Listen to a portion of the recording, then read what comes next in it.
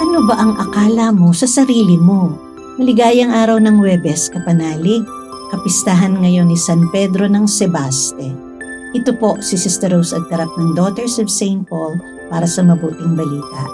Tayo na't magnilay ng Ebanghelyo ayon kay San Juan.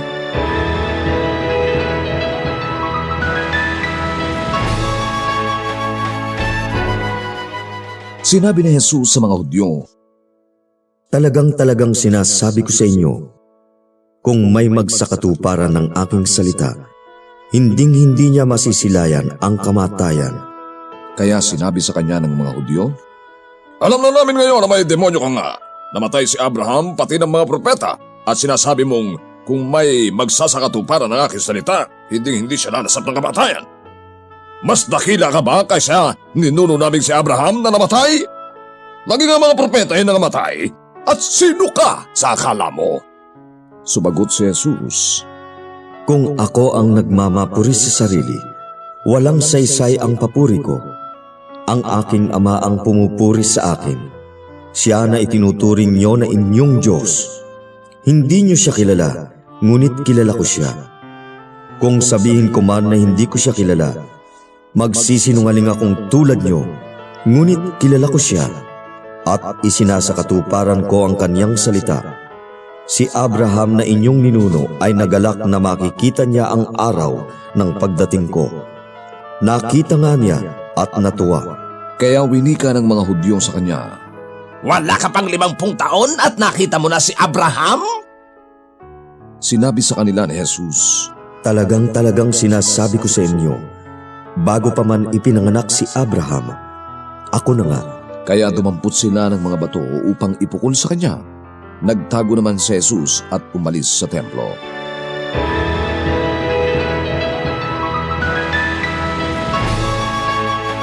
Mabiyayang patuloy na paglalakbay ngayong panahon ng Kwaresma. Matapang ang sinabi ni Jesus, ang tumutupad ng aking salita ay hindi mamamatay kailanman. Matindi, parang imposible. Kaya nga, hindi nakapagtatakang tinututulan at hinuhusgahan si Jesus. Ganyan pa rin ang nangyayari hanggang ngayon. Kapag humahamon sa ating paraan ng pamumuhay ang katotohanan, mas madali itong itanggi kaysa tanggapin. Hindi naman sinabi ni Jesus na hindi tayo dadaan sa pisikal na kamatayan. Mas malalim ang tinutukoy niya, ang buhay na hindi winawasak ng takot, kasalanan at kawalan ng pag-asa. Maraming taong humihinga pero parang patay sa loob. Pagod, galit, sugatan, walang direksyon. Ang salita lamang ni Jesus ang nagbibigay ng buhay na hindi kayang hadlangan at supilin ng anumang bagay dito sa mundo. Natinag din ang mga Hudyo sa tanong ng pagkakakilanlan. Ano ba ang palagay mo sa iyong sarili? Mga kapanalig, sino ba talaga si Jesus sa buhay mo? Isang mabuting guro lang ba? Inspirasyon? O Panginoon na may karapatang magtakda ng direksyon sa iyong buhay? Ang tugon ni Jesus, ako ay ako na. Hindi lamang pahayag ng kanyang pagka-Diyos, ngunit paanyaya sa tiwala. Siya ang Diyos noon, ngayon at magpakailanman. Sa ating pagkapit sa Kanya, hindi tayo nag-iisa sa ating laban.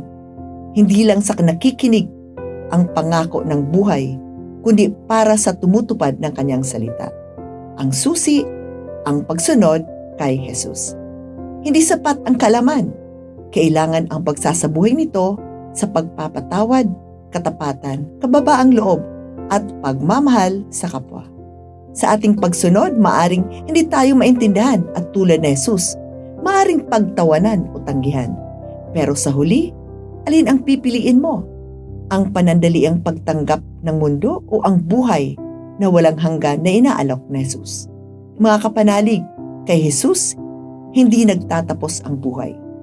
Sa Kanya, nagsisimula ito.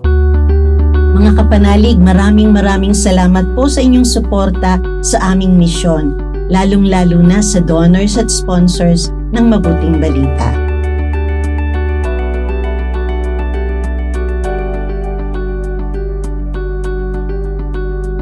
Subscribe, like, share, and follow po lines sa aming social media accounts. Patuloy po kaming humihingi ng inyong love offerings at donasyon upang maipagpatuloy namin ang programang ito at iba pang mga proyekto sa pagpapalaganap ng mabuting balita. Maaari niyo pong ipadala ito sa aming donations channels. Ipadala rin po ninyo ang inyong mga intensyon at kahilingan at nang maisama namin kayo sa aming panalangin araw-araw. Ito pong muli si Sister Rose na nag-aanyaya sa inyong manalangin. Amang makapangyarihan, sa Kwaresmang aming ipinagdiriwang, maunawaan nawa namin ang kahulugan ng pagkamatay at muling pagkabuhay ng iyong anak at turuan kaming mapagnilayan ito sa aming buhay. Sa pamamagitan ni Hesukristo, kasama ng Espiritu Santo, magpasawalang hanggan. Amen.